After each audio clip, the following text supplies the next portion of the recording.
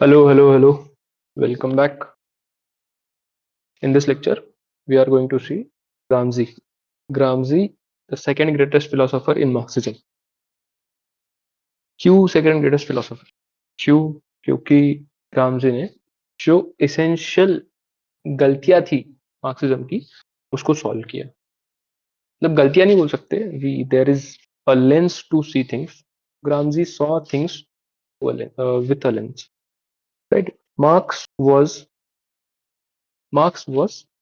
someone who saw history, socio-economic phenomena through economic lens. Economy for him was a basic structure. Economy for Marx was a basic structure. Whereas जो ग्रामजियन है फिर neo Marxist है, they also analyze cultural phenomena as well. They don't limit themselves to economy. They analyze cultural phenomena as well. Culture और economy कैसे affect करते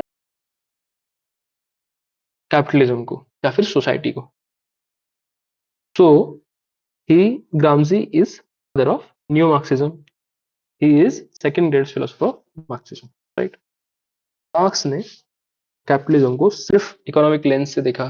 that is why he is economic reductionist या फिर economic determinist. He gives monocausal explanation of history. Monocausal का मतलब क्या है? Only one he gives only one cause in which direction history moves.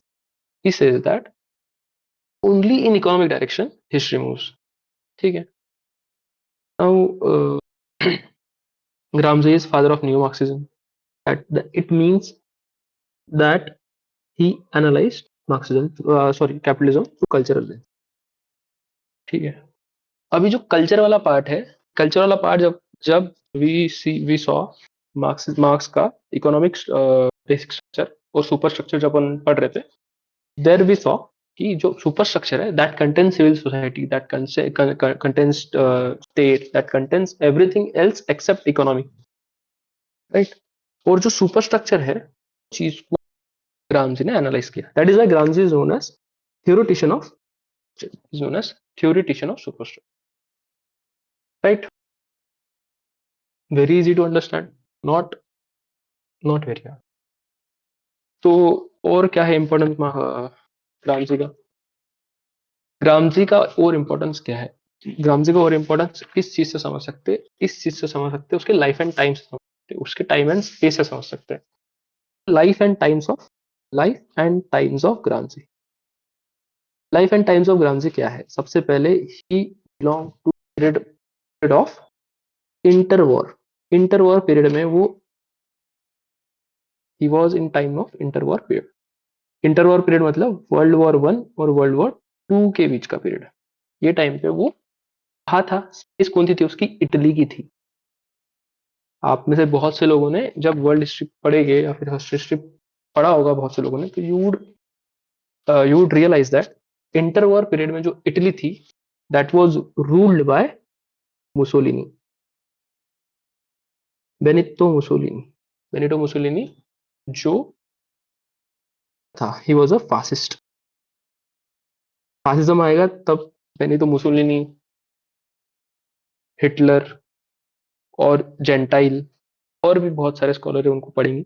अभी इतना समझना ही इनफ है कि he belong to Italy of interwar period was ruled by Mussolini fascist.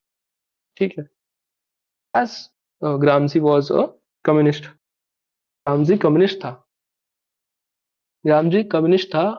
He was a communist in interwar Italy which was fascist. तो fascism as an ideology is very totalitarian, process voices which is against it, right? So Gramsci was imprisoned. Gramsci was imprisoned by fascist Mussolini. और क्यों imprison किया था? क्योंकि he was founder of communist party of Italy, communist party of Italy, इसलिए उसको imprison किया था। और उसका और इम्पोर्टेंस क्या है? का और इम्पोर्टेंस ये है कि he wrote very beautiful book known as prison notebooks. जब भी ग्रामजी को लिखना है उसकी किताब का नाम, जैसे किताब का नाम क्या है, प्रिजन नोटबुक आना चाहिए, राइट। सो वी अंडरस्टूड कि ग्रामजी का लाइफ एंड टाइम्स क्या था, अंडरस्टूड ग्रामजी